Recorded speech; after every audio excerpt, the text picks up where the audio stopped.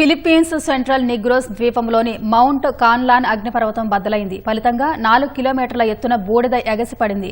వాతావరణంలో కలిసిన బూడిద కారణంగా సమీప గ్రామస్తులకు ఆరోగ్య సమస్యలు తలెత్తినట్టు అధికారులు తెలిపారు. స్థానిక పాఠశాలను మూసివేసినట్టు పేర్కొన్నారు. ప్రస్తుతం 3వ ప్రమాద స్థాయిలో అగ్నిపర్వతం ఉందన్నారు.